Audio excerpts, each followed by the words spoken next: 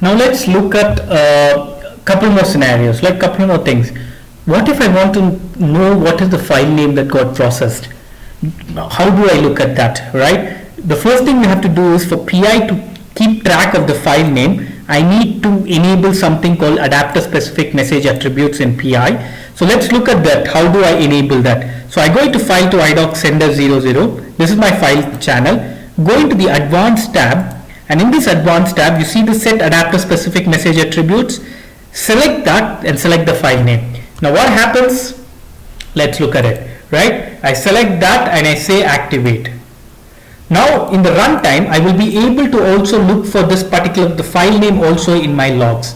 Okay, so I'm going to go ahead, upload my file, and once I've uploaded my file, the file got uploaded. I'm going to stop my channel and start my channel again. So I've stopped my channel and I've started my channel. Now let's go into SXMB Moni and refresh. Right, there are two messages. So go into your inbound message. Now go into the SOAP header and you see there's this tab called dynamic configuration. Click on this dynamic configuration, and out here do you see something called file to idoc classical.txt? This is your file name. So that's how you can monitor in your PI logs what was the file name that got processed. All you have to do is go into your file scenario, go into your communication channel, go to your advanced tab and select set adapter specific attributes file name. Let's do one thing. Let's select everything that is here. So what else can you see? You can see the file name, you can see the directory, you can see the file type, you can see the source file size, and what is the timestamp. What was the timestamp on the file? So let's select everything, activate the channel, and once I activate the channel, let's go and upload the file again. I've uploaded the file, and now I'm going to go in just to speed things up, stop my channel, start my channel.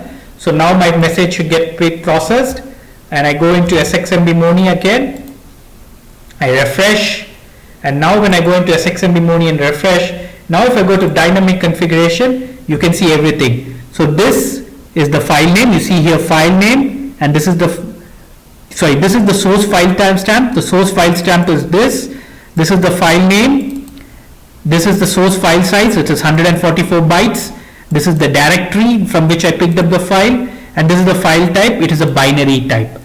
Bin is nothing but binary, txt, there are multiple different types of file, so PI process the file as binary. So the basic idea is in PI you need to explore quite a bit, right? There are a lot of options that we might not have selected. There are multiple other options that your file adapter supports, that your idoc adapter supports.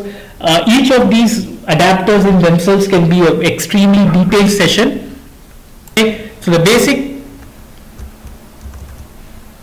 idea is so far has been that you need to explore each of your channel. There are multiple parameters. For example, you can also select these options to say, hey, I can put a mask here, advanced selection, and say, hey, do not select this file.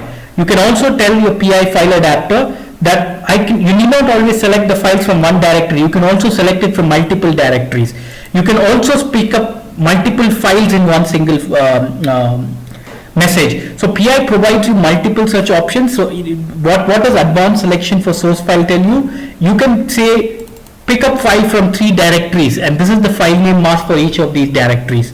Okay, in the additional files I can say apart from this file, this message also needs to pick up 2 files, so my input message is going to have 3 files and so on. So there are multiple advanced features that the PI's file adapter provides apart from what we saw so far, an XML file processing, content conversion. There are multiple other options. We also saw how the adapter specific attributes work. So there are multiple other options that PI provides, and the best way to know what are these is to go to help.sap and search for this. So which means, how do I search? I will use SAP PI sender file adapter and say help.sap.com, right?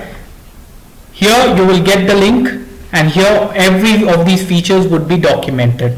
Okay, with this we come to the end of this session, and we shall meet again in the next session. Thank you, and see you.